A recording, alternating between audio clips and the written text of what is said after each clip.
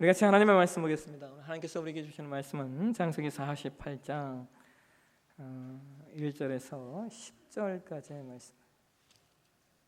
창세기 42장 1절에서 10절까지의 말씀입니다. 창세기 42장 1절에서 10절까지의 말씀. 우리 함께 한 목소리로 같이 봉독하겠습니다. 그때 야곱이 애굽에 곡식이 있음을 보고 아들들에게 이르되 너희가 어찌하여 서로 바라만 보고만 있느냐? 야곱이 또 이르되 내가 들은즉 저 애굽에 곡식이 있다 하니 너희는 그리로 가서 거기서 우리를 위하여 사오라. 그러면 우리가 살고 죽지 아니하리라 하매 요셉의 형 10사람이 애굽에서 곡식을 사려고 내려갔으나 야곱이 요셉의 아우 베냐민은 그의 형들과 함께 보내지 아니하였으니 이는 그의 생각에 재난이 그에게 미칠까 두려움이었더라. 이스라엘의 아들들이 양식 사러 간 자 중에 있으니 가나안 땅에 기근이 있음이라. 때에 요셉이 나라의 총리로서 그 땅 모든 백성에게 곡식을 팔더니 요셉의 형들이 와서 그 앞에서 땅에 엎드려 절하매 요셉이 보고 형들인 줄을 아나 옳은 체하고 엄한 소리로 그들에게 말하여 이르되 너희가 어디서 왔느냐? 그들이 이르되 곡물을 사려고 가나안에서 왔나이다. 요셉은 그의 형들을 알아보았으나 그들은 요셉을 알아보지 못하더라. 요셉이 그들에게 대하여 꾼 꿈을 생각하고 그들에게 이르되 너희는 정탐꾼들이라 이 나라의 틈을 엿보려고 왔느니라. 그들이 그에게 이르되 내 주여 아니니다. 당신의 종들은 곡물을 사러 왔나이다. 아멘. 조명을 위한 기도를 드리겠습니다. 하나님, 오늘도 우리에게 말씀을 주시옵소서. 주의 말씀이 우리 가운데 증거되어질 때 이 말씀을 통하여 오늘 나에게 말씀하시는 주의 음성이 내 마음 가운데 들려지게 하시고 이 말씀 붙잡고 한 주간 살아나겠다 결단하는 그런 시간 되게 도와주옵소서. 무엇보다 성령이 이 말씀 가운데 조명해 주십시오. 성령의 조명하심을 통하여 말씀을 말씀되게 해석하고 깨닫는 그런 은혜 우리 가운데 있도록 역사해 주옵소서. 거룩하신 예수님의 이름으로 기도하옵나이다. 아멘. 오늘 창세기 강의 156번째 시간입니다. 본문의 말씀을 가지고 인생의 기근이 오고 고난이 오는 이유라고 하는 제목으로 말씀을 나누겠습니다. 영국의 캠브리지 대학의 철학과 교수였던 C.S. 루이스라고 하는 박사님이 계셔요. 이분은 기독교계의 탁월한 철학가이며 이제 변증가로 이름이 있었던 분인데요. 근데 이분이 탁월한 철학자이고 변증가이면서 동시에 아주 탁월한 소설가이기도 했습니다. 이분이 쓰신 책 중에 우리에게 잘 알려진 책이 이제 기독교 소설 가운데 스크루테이프의 편지라고 하는 책이 있어요. 이 스크루테이프의 편지라고 하는 책의 주인공은 스크루테이프인데요. 이 스크루테이프가 누구냐? 경험 많고 노회한 고참 마귀입니다. 그 고참 마귀 스크루테이프가 자신의 조카이자 풋내기 악마인 웜우드에게 인간을 유혹하는 방법에 대해서 충고하면서 31통의 편지를 쓴 것, 그게 이제 그 책의 줄거리입니다. 근데 이제 C.S. 루이스 박사는 이런 기독교적인 소설책뿐만 아니라 판타지 소설도 썼어요. 그러니까 여러분 예전에 영화로도 만들었던 나니아 연대기가 이분이 쓰신 판타지 소설입니다. C.S. 루이스 박사는 기독교계에 아주 보석과 같은 책들을 많이 남기셨는데요. 대표적인 책이 순전한 기독교라고 하는 책도 있고 또 많은 사람들에게 아주 선한 영향을 끼쳤던 책 가운데 하나가 고통의 문제라고 하는 제목의 책입니다.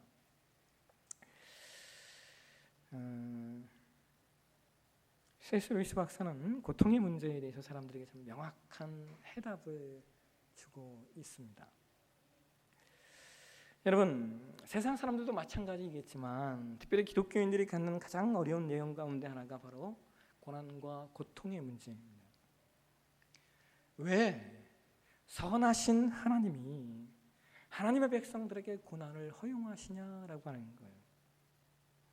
어떻게 선하신 하나님이 자기가 사랑하시는 자녀들에게 그런 고통과 아픔을 허용하시고 때로 그것을 그냥 놓아두시느냐라고 하는 거예요. 이것이 많은 기독교인들이 가지고 있는 의문점이고 동시에 이것으로 많은 크리스천들이 때로 신앙이 흔들리기도 합니다. 그런데 이런 신자의 고민들에 대해서 C.S. 루이스 박사가 이런 얘기를 해요. 하나님의 선을 그런 방식으로 이해하는 것은 기독교적이지 않다는 거예요. 왜냐하면 사랑하는 사람에게 애정어린 충고와 잔소리를 하고 때로는 올바른 길을 가게 하기 위해 처벌을 가하기도 하는 사람들을 우리가 악하다고 할 수 없는 것처럼 하나님의 선하심을 이 세상의 모든 고통을 하나님이 없애셔야만 하는 것으로 규정하는 것은 오산이다 라고 C.S. 루이스 박사가 이야기를 합니다. 그러니까 C.S. 루이스 박사는 이 부분에 있어서 아주 단호한 거예요. 그래서 하나님의 신자의 삶이 허용하시는 고난과 고통을 하나님의 선하신 목적으로 이해해야 한다라고 이야기를 합니다. 근데 여러분 놀라운 것은요, C.S. 루이스 박사가 나중에 나이가 좀 많이 들어서 책을 한 권 더 쓰는데요. 그 책의 제목이 뭐냐? 헤아려 본 슬픔이라고 하는 제목의 책이에요. 이 책은 C.S. 루이스 박사가 자신의 사랑하는 아내 조이를 암으로 잃고 난 다음에 적었던 일기를 책으로 만든 거예요. 그런데 여러분 C.S. 루이스 박사가 그 책에서 그런 얘기를 해요. 내가 아내의 치유를 위해서 그렇게 하나님께 기도했음에도 불구하고 하나님이 응답하시지 않았다. 그러면서 이분이 하나님을 원망하고 있어요. 진짜 이 책이 C.S. 루이스 박사가 쳤던 책이 맞을까 싶을 정도로 그 책 속에 하나님에 대한 원망과 서운함이 가득 차 있습니다. 그리고 그 후 몇 년이 안 가서 C.S. 루이스 박사가 돌아가셔요. 여러분, 사람의 고통의 문제에 대해서 그렇게 명확한 답을 주었던 루이스 박사가 왜 아내가 죽은 다음에 그렇게 흔들렸던 것일까요? 여러분, 이것은 정말 고난의 문제는요, 이론과 실제가 다르다는 거예요. 이것은 당해보지 않고 말할 수 없는 것이라는 거예요. 그래서 그 누구도 고난당하는 자들에게 함부로 말할 수도 없다는 겁니다. 왜냐하면 당해본 자만이 알게 되는 아픔들, 눈물들이 있기 때문입니다. 예전에 한 성도님이 저한테 그런 얘기 하셔요. 우리 교회는 아니에요. 예전에 제가 사역할 때 만났던 성도님인데 이분이 참 그 삶 속에 아주 큰 고난이 그분 가운데 있었어요. 근데 이분이 그런 얘기를 하셔요. 가장 마음 아팠던 것이 같은 교회를 다니는 성도님들에게서 나타났던 두 가지 반응이 자기를 너무 마음 아프게 했대요. 하나는 이런 반응이 돼요. 마치 자신이 고난을 당하는 것이 자신의 죄 때문에 그런 것이냐 생각하는 분들이 있더라는 거예요.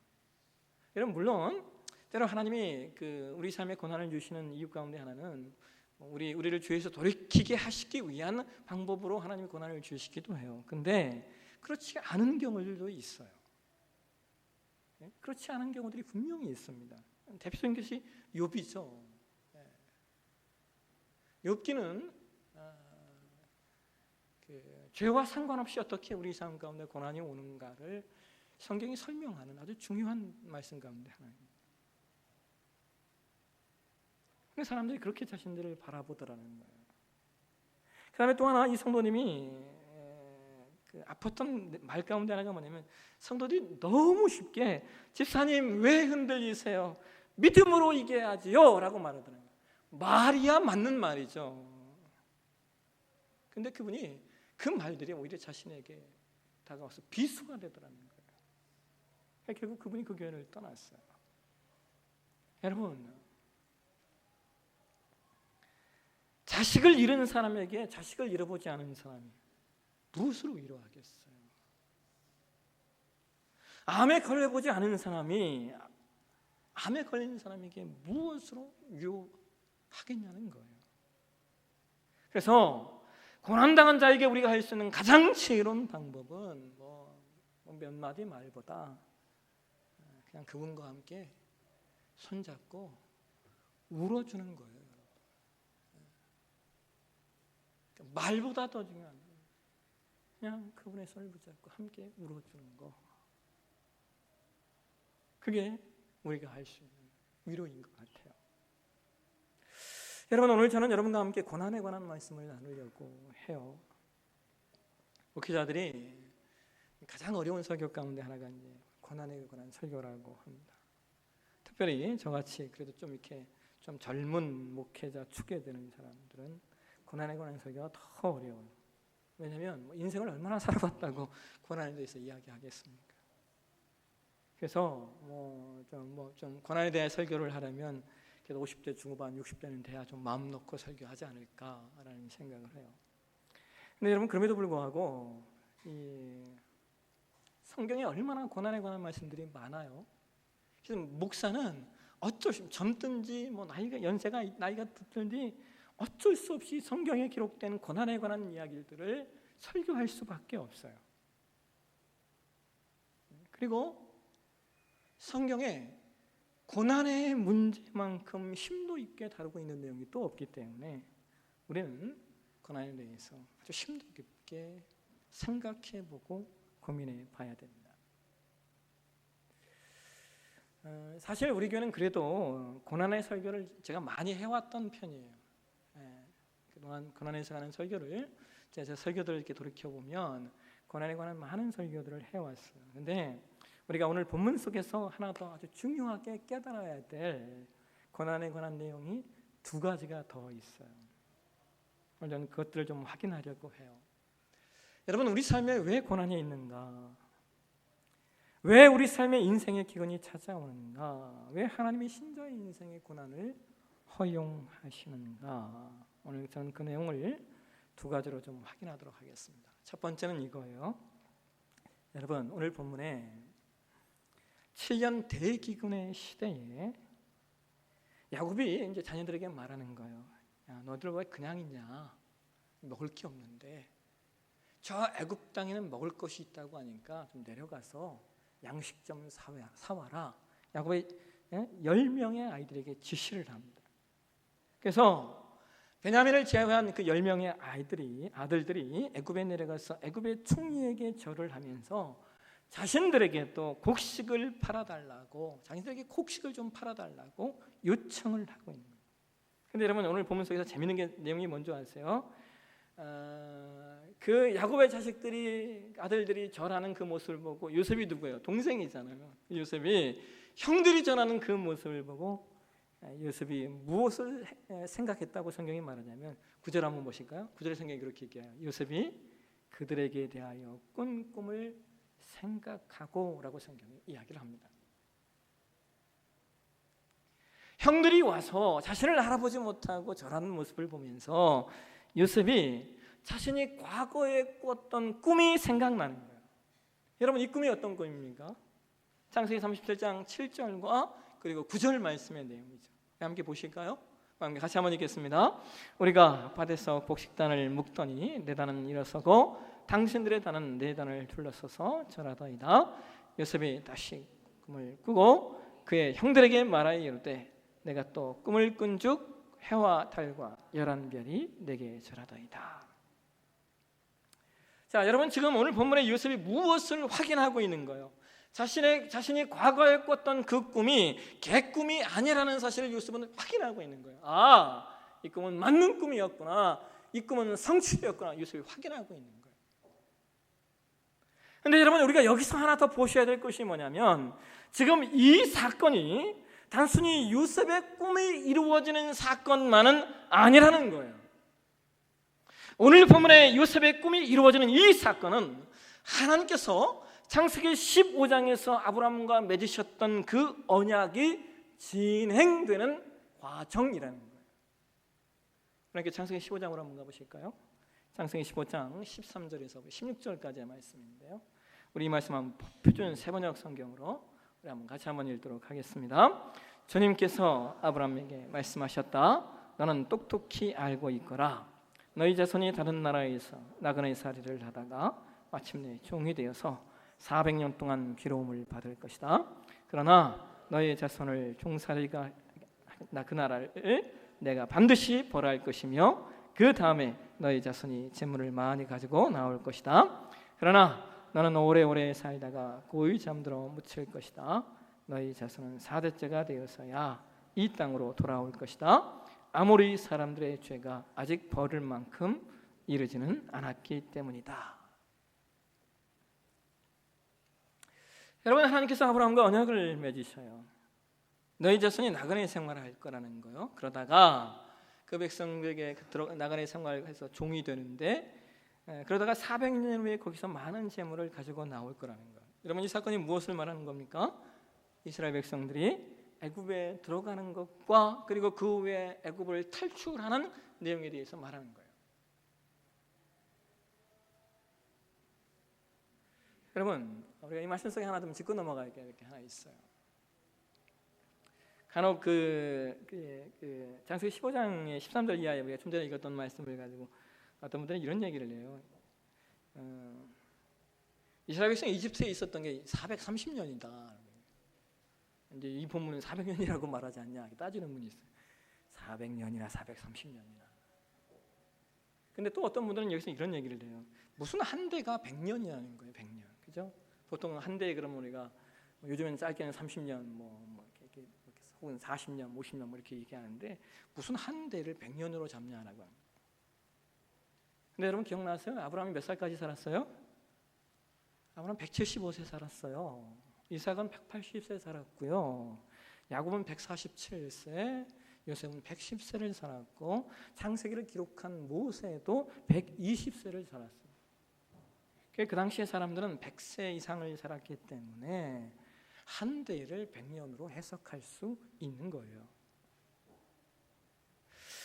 여러분, 오늘 우리가 보고 있는 창세기 42장은 요셉에게 있어서 그의 꿈이 성취된 내용이라면,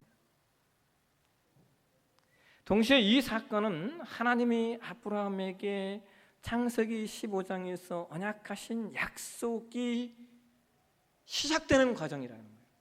왜요? 이제 야곱과 그의 모든 가족들이 이후에 애굽으로 내려가기 때문입니다. 근데 여러분, 더 놀라운 것이 뭔지 아세요? 하나님께서 아브라함의 후손들이 애굽에서 400년을 있어야 하는 이유에 대해서 뭐라고 말씀하냐면 아모리 사람들의 죄가 아직 벌을 받을 만큼 이르지 않았기 때문이다 라고 말씀하고 계셔요. 여러분, 이 말씀을 우리가 예전 개역 한글판 성경에서는 뭐라고 번역을 하고 있냐면 아모리 족속의 죄악이 아직 관영치 아니함이니라 라고 막 이야기해요. 여러분, 이 관영